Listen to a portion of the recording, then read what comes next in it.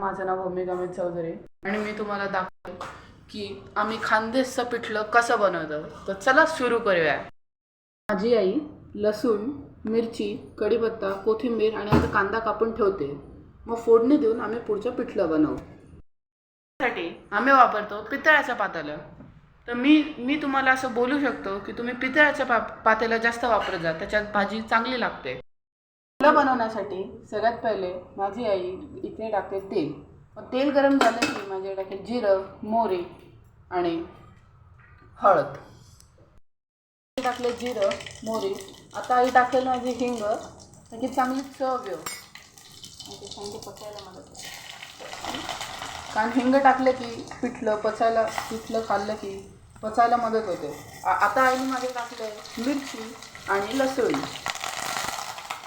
तडका देण्यासाठी आईने टाकले कढीपत्ता.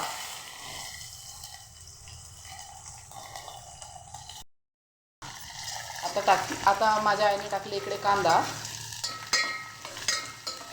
मला एक चांगलं परतवून घेतो.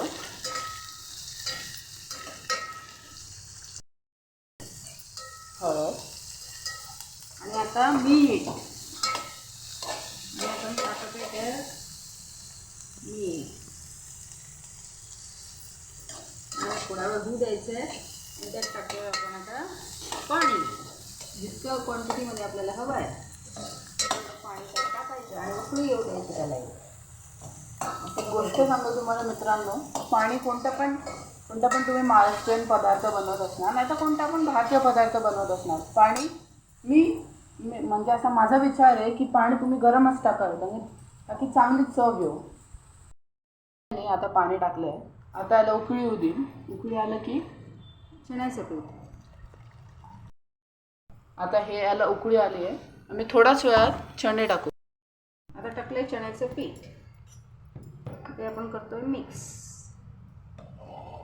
मित्रांनो, चण्याचं पीठ टाकलं की थोड्या वेळात हे खूप घट्ट होऊन जातं. तर आपल्याला कन्सिस्टंटली मिक्स करावं लागतं. सोप्या शब्दात बोलू तर आपल्याला मिक्स करावं लागतं जोपर्यंत हे घट्ट आणि एकदम चविष्ट न होऊन जाईल.